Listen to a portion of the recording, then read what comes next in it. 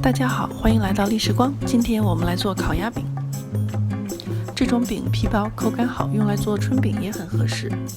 我会示范2种简单易学的方法，大家根据自己情况任选。首先准备200克中筋面粉，混合70克热水和50克室温水，全部倒入面粉里，搅拌均匀。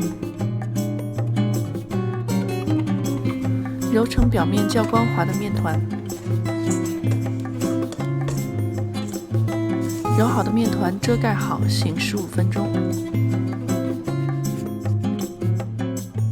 把面团中间钻洞，慢慢拉成一个圆环。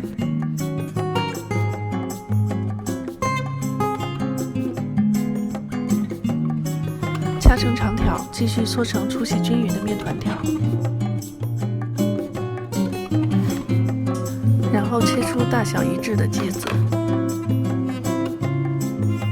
稍微帮剂子整整形，然后压扁。每一个剂子压扁后备用。切剂子的时候，记得每切一刀，把面团扭90度，方便整形。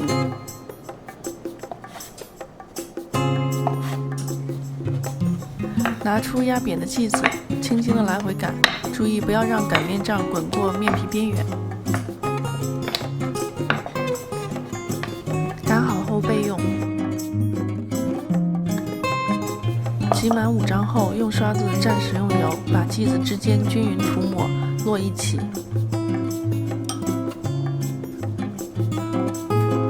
整摞剂子用手指轻轻压实。继续来回擀，不要超过剂子边缘。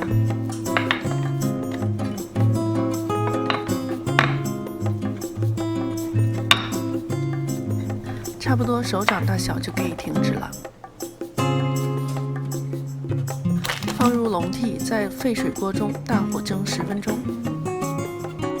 蒸好后晾5分钟，轻轻撕开，你的饼皮就做好啦。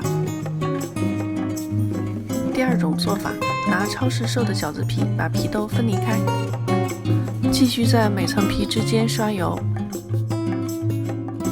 每5张皮摞在一起，压一压。同样的，来回轻轻擀，不要擀过饼皮。